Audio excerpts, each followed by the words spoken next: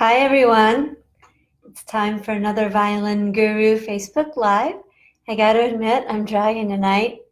Yesterday, I did not follow through on my Devil Went Down to Georgia assignment. I taught in the morning at one of the elementary schools, and then the other one had an assembly in the afternoon. I came home to teach my home kids, and then the assembly school had a concert in the evening for their parents. So no practice happened yesterday. Life intervened. So I also didn't think that you would want to really listen to me practice those double stops anymore. So I'm going to go back to goals. Since we skipped over goals going through the practice log, they can be so many things. And my kids have 3 practice weeks off from lessons. I don't see them next week during Christmas week or the following week during New Year's week. So altogether, that's 3 weeks worth of practice time that they're not going to see me.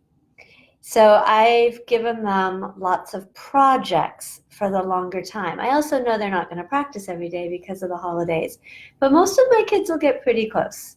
They'll get a lot of practice done over the break. Some of them even take it when they travel.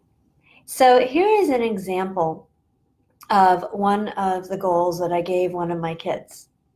He has developed a nasty habit of dropping his pinky when he goes to the third finger, and worse, when he goes to an extended third finger, he's pulling his, I can't even do it, he's pulling his hand back and curling his pinky. So nothing is on deck ready to play here, and he's stretching his hand away, and it's a really bad habit that's going to hinder him right now in the pieces that we're trying to play. So he has a 3-week goal to address that.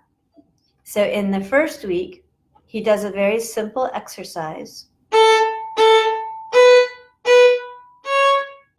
And in regular playing, he's great up till here. He has exactly this hand, this pinky, this third finger on deck. But when he puts the third finger down, he loses that fourth finger. So he's got this exercise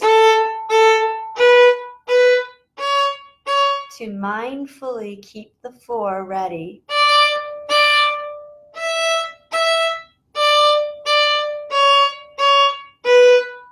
And then do it again with the extended 3 because it gets worse.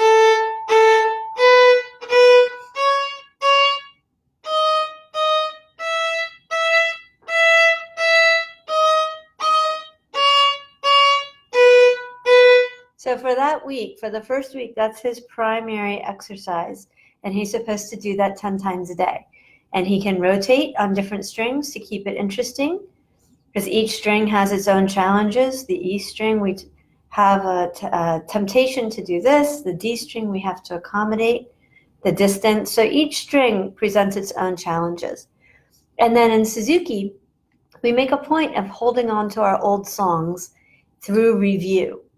So in the second week, he's supposed to go to his review chart, which starts with the very easy songs that he learned in the very beginning, such as Twinkle.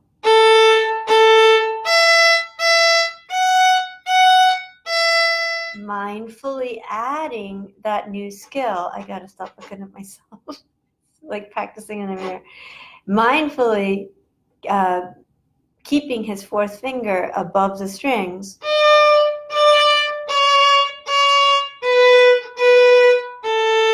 On those very easy songs that he learned literally 3 to 4 years ago.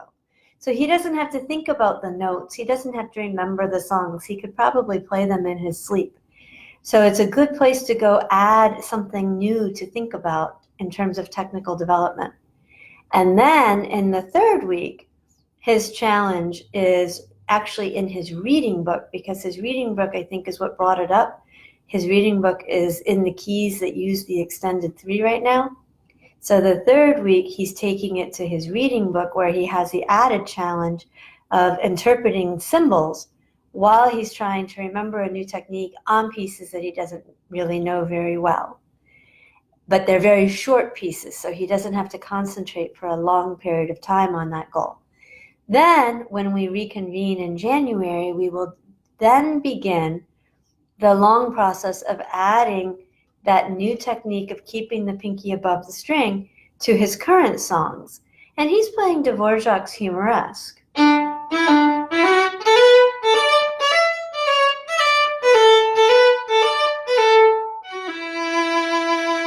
Which is much more complicated than Twinkle.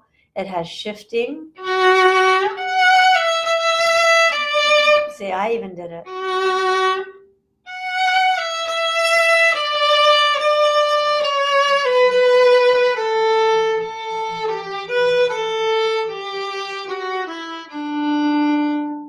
So I would expect for an adult that going through that same process would be helpful.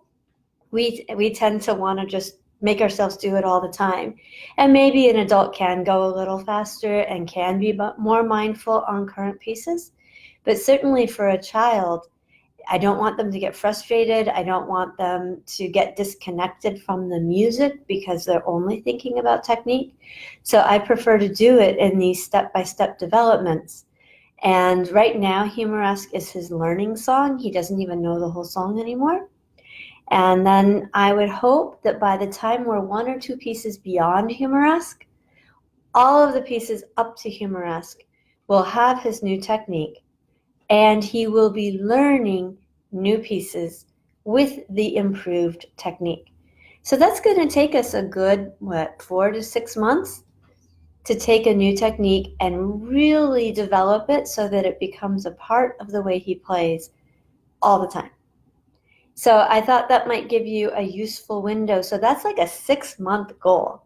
And obviously we're going to have micro goals for every practice beyond that, right? Like he still has to play all of his songs with a goal of good tone and a goal of good intonation. He actually happens to love to use the whole bow, whether we need it or not.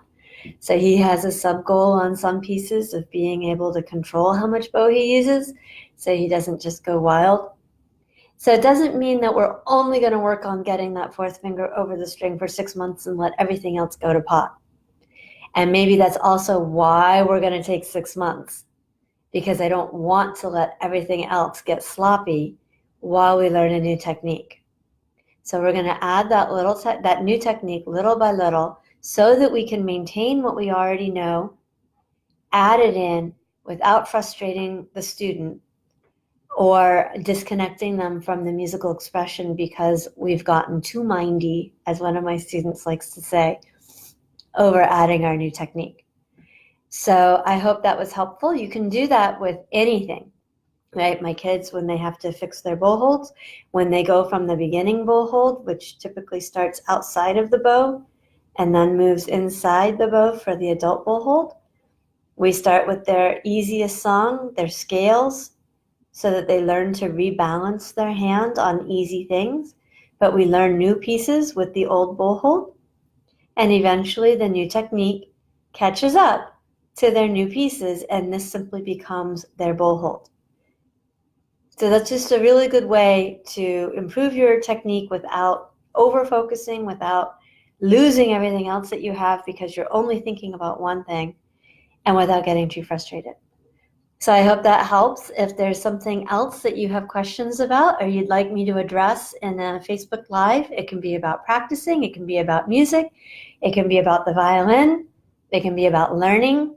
We can talk about anything that is helpful to my musician buddies, amateur or professional. And I am going to take Christmas Eve off from Facebook Live, sorry, but I'll be back on Wednesday and Friday next week. And we'll keep talking really about the practice log. You can go to www.violinguruonline.com and get your free practice log. And we're just talking through the different parts of a productive practice. So have a happy holiday, everyone. Be safe, be merry, and I'll see you next Wednesday. Good night.